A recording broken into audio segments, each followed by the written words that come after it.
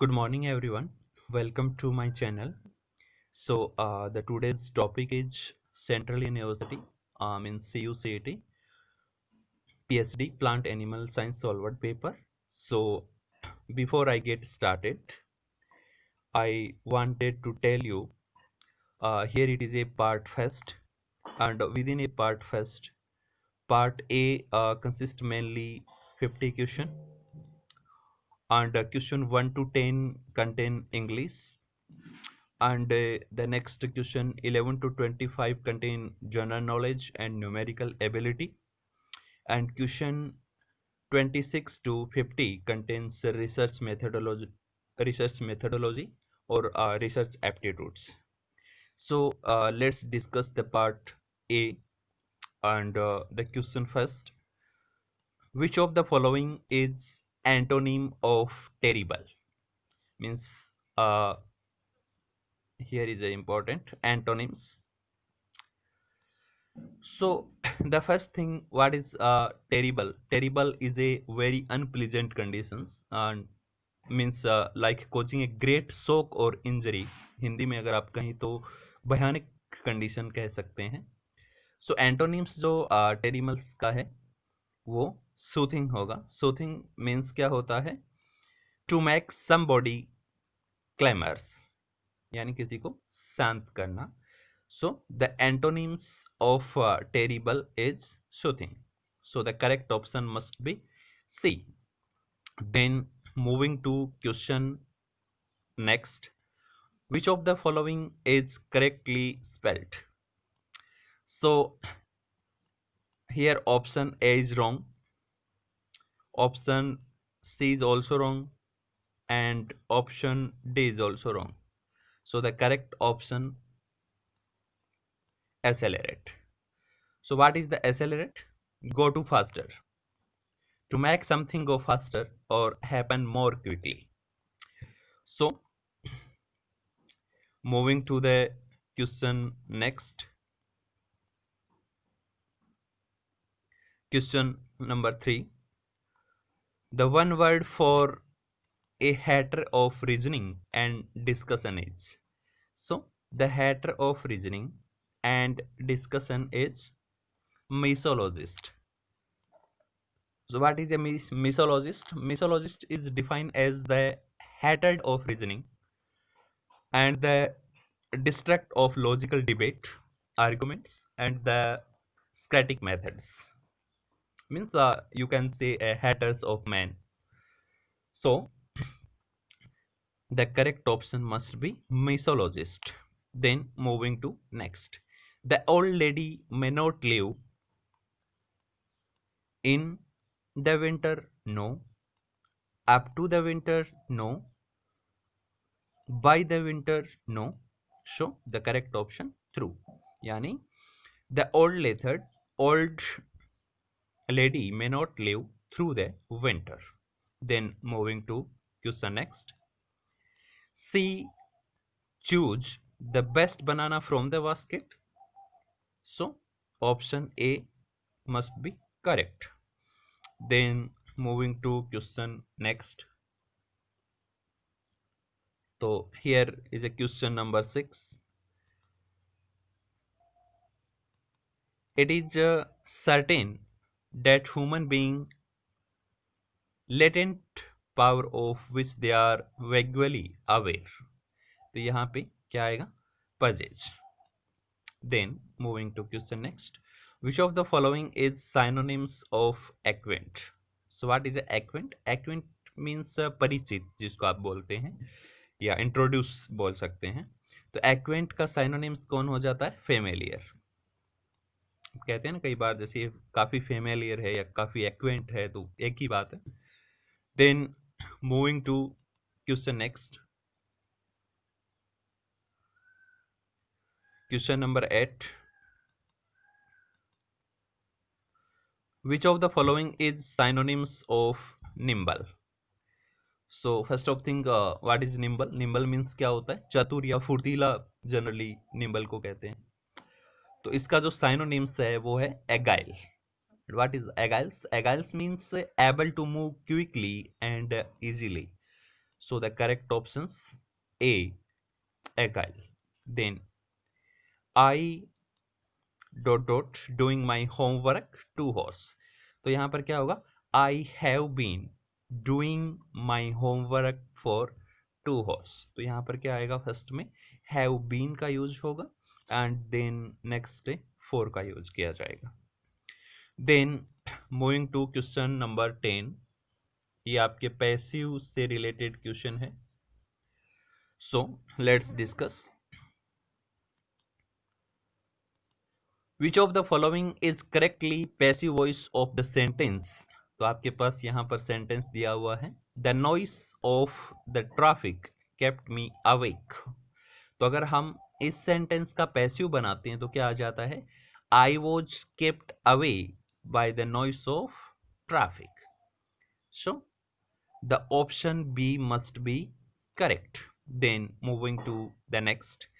Who is the chairman of NITI Aayog. तो नीति आयोग के chairman कौन है, prime minister. So the correct option must be B. Then moving to question next 12. Which of the following human blood group is called universal acceptor. तो universal acceptor generally AB blood group represent करता है. Then moving to question next, question number 13. AB blood group का यहाँ पर आपको explanation भी दिया हुआ है, इसका रीजन क्या है. Generally the AB blood group persons do not contains antibody against ABO blood group. So this avoids the incompatibility reactions when a person who is a blood group AB receive blood from the donor who has another blood group. So moving to question next, question number 13. The largest lake in India. तो India के अंदर यहाँ पर आपको largest lake बताना है. So here the option Sambhar lake, Dal lake, Harike lake and Chilika lake. So जो आप चिलिका लेक है ये सबसे लार्जेस्ट लेक है, लेकिन यहाँ पर ऑप्शन में अगर वेम्बंड लेक है तो वो सही होता, क्योंकि वेम्बंड लेक की जो डिस्टेंस होती है वो 2033 किलोमीटर्स होती है. तो वैसे तो चिलिका से भी बड़ी है वेम्बंड जो लेक है, लेकिन यहाँ ऑप्शन में इन जो 4 लेक है इनमें से सबसे बड़ी कौन है, Chilika lake. Then moving to next, the nearest planet in the solar system is. तो सोलर सिस्टम के पास में जो नियरेस्ट प्लैनेट है वो कौन सा है, Mercury. So the correct option C. Then moving to question next. In a binary system, what does 111 represent? तो बाइनरी सिस्टम के अंदर जो 111 है वो क्या रिप्रेजेंट करता है, तो यहां पर 7 को रिप्रेजेंट करता है. So the correct option must B C. Explanation आपको यहां पर दिया हुआ है कि किस तरीके से हम इसको फाइंड आउट करते हैं, बाइनोमिकल्स जो डिस्ट्रीब्यूशन होता है. तो you can see. Then moving to question number 16. India has largest deposits of in the world. तो जनरली माइका है इसका लार्जेस्ट डिपॉजिट होता है. तो correct option must be D. Then moving to question next. Which of the following divides India into northern and southern parts. तो India को जो northern and southern parts में डिवाइड करता है कौन, ट्रॉपिकल ऑफ कैंसर डिवाइड करता है. Then moving to next, the world's largest river is. So world का यहाँ पर जो लार्जेस्ट रिवर है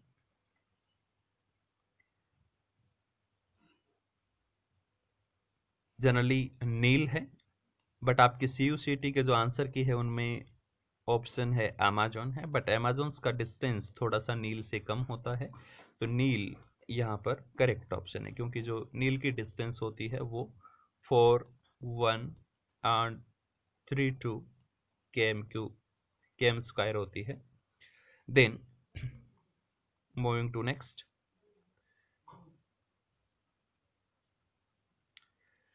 20% of a number when added to 20 become the number itself. Find the number. So here it is the explanations, and the answer is 25%. Then moving to next. Question number 20. It's a very easy questions, general reasoning. Find the missing number in A series. आपके पास एक series दी हुई है 5, 11, 47, 95 and 191. तो यहाँ पर जो missing number है, so you can easily calculate. So missing number यहाँ पर क्या आएगा?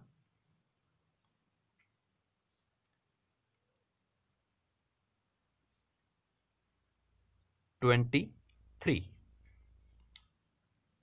तो option B must be correct. इस तरीके से गेट करते हैं कि 5 को 2 से मल्टीप्लाई करिए, फिर 1 जोड़िए, यानी 11 आ गया. फिर 11 को 2 से मल्टीप्लाई करिए, 1 जोड़िए, 23. देन 23 को फिर 2 से और +1 कर देना है. तो सभी को क्या करना है? 2 से मल्टीप्लाई करते जाना है एंड +1 करते जाना है. So you can get easily your answer. Then moving to question next.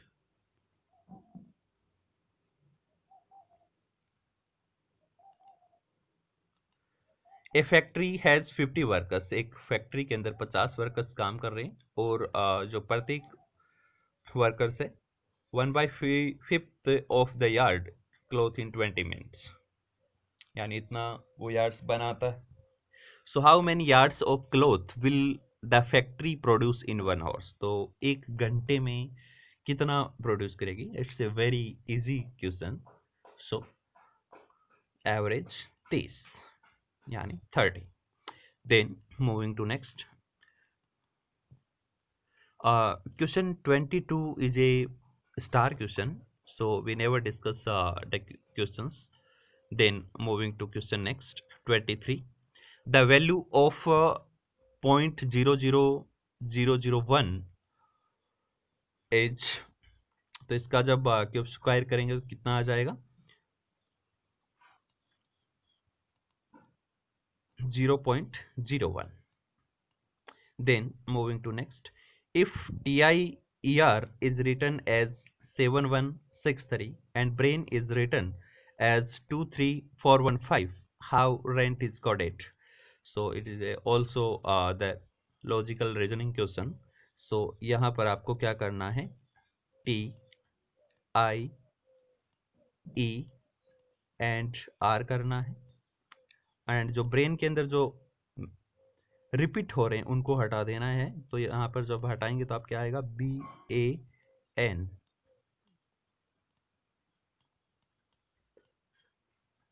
तो आपका T है, उसका नंबर कितना है? 7. तो जिसमें 7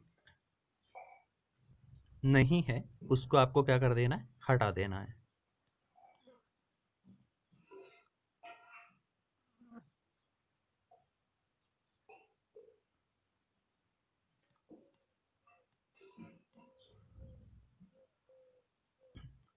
सॉरी, इट्स नॉट, सॉरी. तो TIER बैन के जो नंबर हैं, T कितने पे है? 7 पे. एंड देन I कितने पे है? 1 पे. एंड E कितने पे है? 6 पे. एंड R कितने पे है? 3 पे. एंड देन B कितने पे है? 2 पे. एंड A कितने पे है? 4 पे. एंड जो आपका N है वो कितने पे है? 5 पे. तो अब आप देख सकते हैं रेंट यानी R कितने पे है? 3 पे है. देखिए नंबर 3 पे कौन है? R. तो जिनमें 3 नहीं है उनको आपको काट देना है. सॉरी, मैं थोड़ा सा फॉरगेट कर गया था उसको. तो अब ये है कि C और D में से ऑप्शन आपके होंगे. तो आप नेक्स्ट देख सकते हैं कि E कितने पे है? 6 पे. तो ऑलरेडी जिसमें 3 के बाद 6 है, वही ऑप्शन होगा, तो इसमें 3 के बाद 6 नहीं है डी में, तो ये ऑप्शन क्या हो जाएगा, cut. So the correct option is C, 3 6 5 7। Then moving to the question next, if passport is coded as RCUURQTU then the booklet is coded as। तो एकदम सिमिलर सेम क्वेश्चन है जो आपने पहले किया है। आप इसको इस तरीके से कर सकते हैं कि जैसे यहाँ पर P है, तो यहाँ पर जो पहला अक्षर है, तो P के बाद में QR, तो इसी तरीके से आपको क्या करना है, जैसे P के बाद में QR यानी 2 नंबर बाद में आ रहा है, इसी तरीके से आपको B के बाद में लेना है CD, तो डी आएगा, मतलब सी वाले ऑप्शन तो क्या हो जाएंगे, कट हो जाएंगे। अब आप देख लीजिए यहाँ पर आगे, और जो यहाँ पर करेक्ट ऑप्शन है वो क्या है, बी। बहुत ही इजी क्वेश्चन हैं इस तरीके से। Then moving to next, which of the following is the first step in starting the research process. तो यहाँ पर ऑप्शन में फर्स्ट में दिया है research source of information to locate problems, no. Survey of related literatures, no, first step नहीं है। Identification of problems, here it's must be correct. And then searching for solution to the problems, no. पहले problems को identify किया जाता है research की first step के अंदर, so the correct option must be 3। Then moving to question next, question number 27, it's also related to the research methodology. In the process of conducting a research, the formulation of hypothesis, so formulation of जो hypothesis है, यहाँ पर generally जो selection है research tools उसका use होता है। Then moving to question next 28, review of literature is written in which tense। तो जनरली पास्ट और प्रेजेंट दोनों में ही किया जाता है, बट जो हेडिंग्स हैं जनरली फास्ट में रखी जाती हैं। वैसे तो दोनों ही ऑप्शन करेक्ट हैं, पास्ट भी यूज करते हैं, प्रेजेंट भी यूज करते हैं, बट जो CUCT के आंसर की है उन्होंने पास्ट टेंस प्रोवाइड कर रखा था। देन मूविंग टू नेक्स्ट, ये कुछ सॉफ्टवेयर से रिलेटेड क्वेश्चंस है जो रिसर्च मेथोडोलॉजी है उसमें यूज करते हैं। एक टर्निटिन्स है एंड योरकुंट्स है एंड थेंटिकेट्स है। तो इस तरीके के जो सॉफ्टवेयर होते हैं रिसर्च के अंदर, उनको जनरली टू चेक प्लेजरिज्म्स, तो प्लेजरिज्म्स को चेक करने के लिए यूज में लिए जाते हैं। अब क्वेश्चन ये कि प्लेजरिज्म्स क्या है, व्हाट इज प्लेजरिज्म्स। जैसे सपोज मैं अपना रिसर्च कर रहा हूँ और मैंने किसी के डाटा कॉपी कर लिए या फिर किसी के डाटा मैंने चुरा लिए हैं, तो ये प्लेजरिज्म्स के अंदर आता है। ठीक है, तो आइडिया लेना या टेक्स्ट चुराना, that is the plagiarisms. Then moving to question number 30,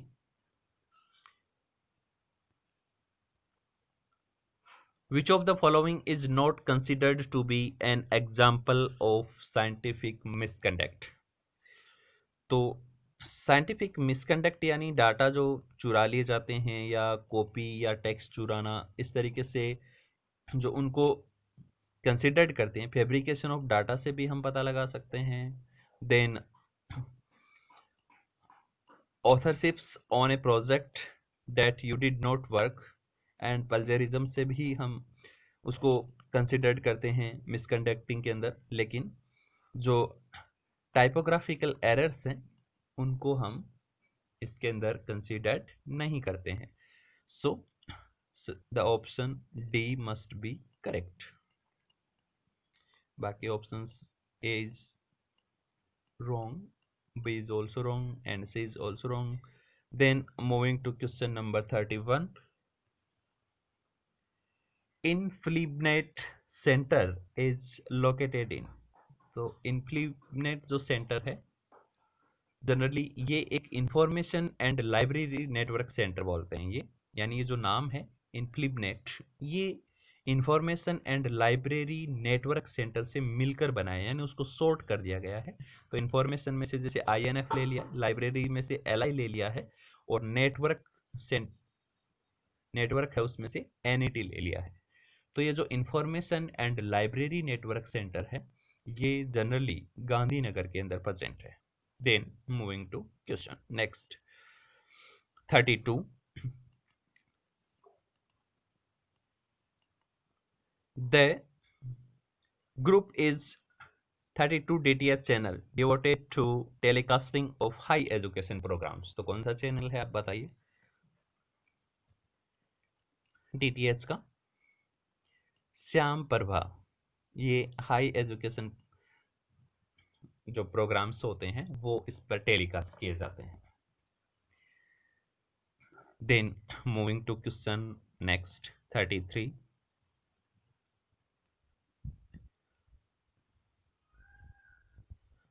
which of the following is a digital repository of thesis and dissertation submitted to India universities? तो जनरली हम किस में सबमिट करते हैं? शोध गंगा के अंदर। सो शोध Ganga is a center provide a platform for research students to deposit their PhD thesis and make it available to the entire scholarly community in a open access। तो जो PhD के स्टूडेंट्स होते हैं वो अपनी थीसिस और अपने डिजर्टेशंस को शोध गंगा पर सबमिट करवाते हैं। Then moving to next, Scopus SCOPUS is a product of, तो ये एक जनरल का ही पार्ट है, एल्सवेयर एक जनरल है।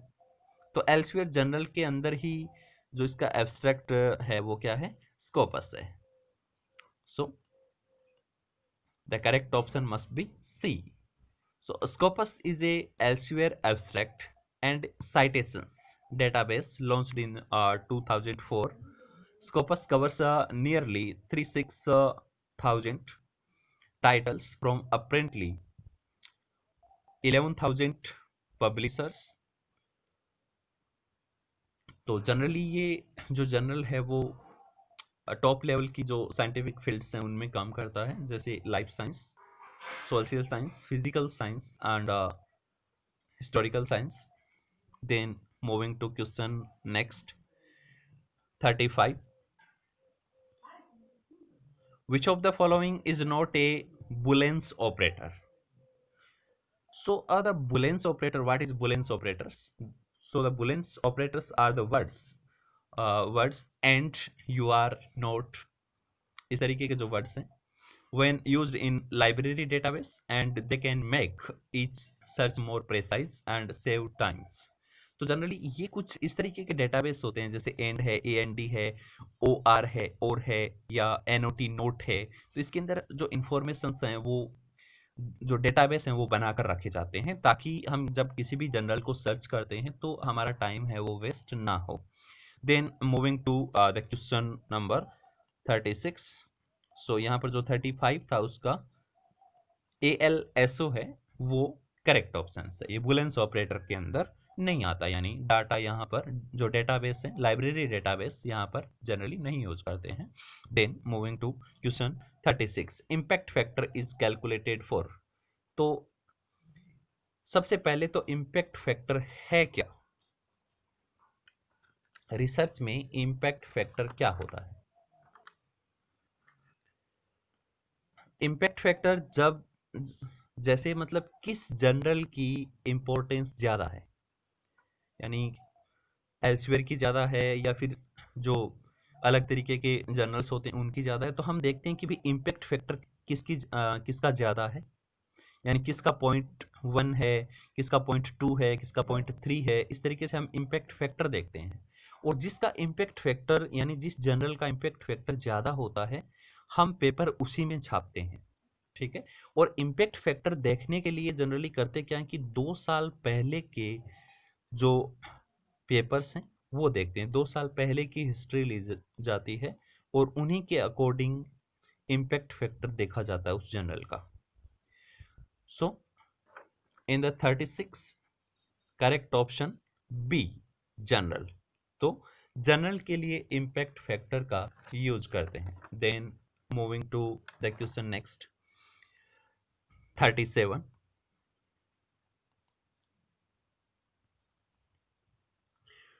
विच one of the following is not a graphic representation of data.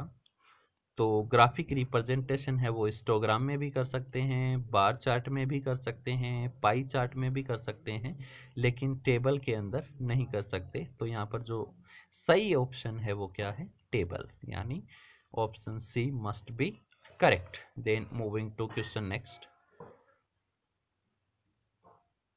Histogram is a graph of.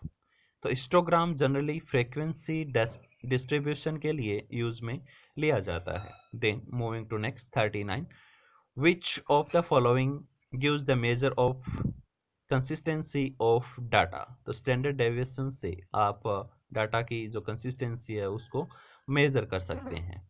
Then moving to next, a positive correlation is present if. तो generally जो positive correlations है वो दो variables जब same direction में होते हैं तब उसका यूज करते हैं, यानी वहां पर पॉजिटिव कोरिलेशंस है वो प्रेजेंट होता है। So the option A must be correct, two variable move in same direction. Then again question 41, in APA style of citation. APA means, सबसे पहले तो आप देखिए एपीए होता क्या है। रिसर्च पेपर लिखने का एक स्टाइल होता है एपीए, ठीक है। एपीए में जैसे फर्स्ट नेम लिखते हैं, जो मेरा लास्ट नेम है, जैसे my name is Subhash Jangid, so Jangid. उसके बाद में जनरली ईयर, फिर टाइटल पेपर का, फिर पेपर किस जर्नल में छप रहा है, एंड देन वॉल्यूम क्या है, पेज नंबर कितना है। इस तरीके से एक स्टाइल होता है, हर एक अलग, हर जो एक रिसर्च होते हैं उनका एक स्टाइल होता है लिखने का। तो किसी रिसर्च में पहले कुछ लिखते हैं, नंबर 1 पे, नंबर 2 पे कुछ होता है, नंबर 3 पे कुछ होता है, नंबर 5 पे जो रेफरेंस आप देखते हैं ना बुक्स में, तो अलग अलग तरीके, जैसे आप सोशियोलॉजी में जाएंगे तो रेफरेंस कुछ अलग तरीके से दिखेंगे, बायोलॉजी में आप देखेंगे तो ऑब्वियसली आपको रिसर्च कुछ अलग तरीके से दिखे, जो रेफरेंस है वो कुछ अलग तरीके से दिखेंगे। तो ये एक अपना अपना स्टाइल होता है। तो एपीए जनरली जो साइकोलॉजी और जो साइंस के पेपर्स होते हैं उनमें यूज करते हैं। बहुत सारे स्टाइल्स हैं, एपीए नहीं है, जैसे एमएल स्टाइल है, हार्वर्ड स्टाइल है, एंड वेन कवर्स स्टाइल्स है। इस तरीके से बहुत सारे स्टाइल्स हैं, उनमें आप अपने पेपर्स लिख सकते हैं। सो एपीए का जो मीन है वो क्या है,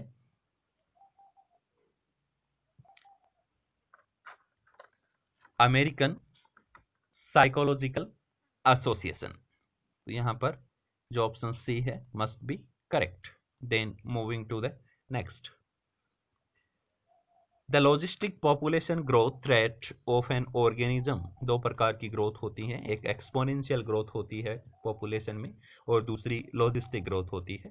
when plotted against that time shows S shift curve, it is called as. जो पॉपुलेशन है वो अगर एज शिफ्ट कर्व को शो करती हैं, इस तरीके का जो कर्व होता है एज शिफ्ट, इस तरीके के कर्व को सिग्मॉइड कर्व कहते हैं। बहुत ही सिंपल क्वेश्चन है। Then moving to next, which of the following is not a measure of central tendency। तो सेंट्रल टेंडेंसी है उसको आप रेंज से मेजर नहीं कर सकते, बाकी मीन मोड मीडियम से आप मेजर कर सकते हैं। Then what is the medians of the following set of scores. तो आपके पास यहाँ पर ये सेट है, उसको आपको असेंडिंग ऑर्डर्स में कर लेना है, और असेंडिंग ऑर्डर्स में देखेंगे तो आप बीच में कौन आ रहा है, 6। तो जो मीडियंस होगा वो क्या होगा, 6। Then moving to question number 45, probability से क्वेश्चन है, और the probability of getting all heads when tossing 4 coin simultaneously। 4 coin है और हेड आएगा या टेल आएगा, तो जनरली हेड या टेल आने के चांस क्या है, 1/2। तो आप 1 के बाद 1 इवेंट्स फाइंड कर रहे हैं, मतलब मल्टीपल इवेंट्स जा रहे हैं, तो आपको क्या करना पड़ेगा, मल्टीप्लीकेशन में लेना पड़ेगा। तो कितना आ जाएगा, 1/16। It's a very easy question. Then moving to next, In binomial distribution the formula of calculating means is, तो मीन्स कैलकुलेटिंग का जो फॉर्मूला जनरली यूज करते हैं वो क्या है, म्यू एन पी। ये जो फॉर्मूला है ऑप्शन बी का, ये फॉर्मूला जनरली यूज किया जाता है। Then moving to question next, geographical indicators are generally protected for, तो ये जनरली क्या है, नॉन रिन्यूएबल 10 ईयर्स के अंदर प्रोटेक्ट किए जाते हैं। देन मूविंग टू नेक्स्ट,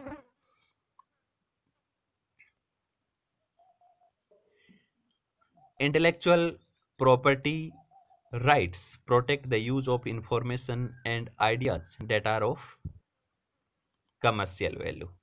ठीक है, तो ये सारे किस में आते हैं, कमर्शियल वैल्यू के अंदर आते हैं। So option A must be correct. Then moving to next, which one of the following company invested microchips, तो जनरली माइक्रोचिप्स का जो इन्वेस्टेड है किसने किया, इंटेल ने। ठीक है, तो option D must be correct. So बने रहिए वीडियो के साथ। आप पार्ट बी भी अपलोड किया जाएगा, ये पार्ट ए है, तो आप डिस्क्रिप्शन बॉक्स में जाकर देख सकते हैं या मेरे चैनल को प्लेलिस्ट को विजिट कर सकते हैं, तो आपको वहाँ पर पार्ट बी कंप्लीट सॉल्वर्ड मिलेगा। So thank you friends, please like and subscribe.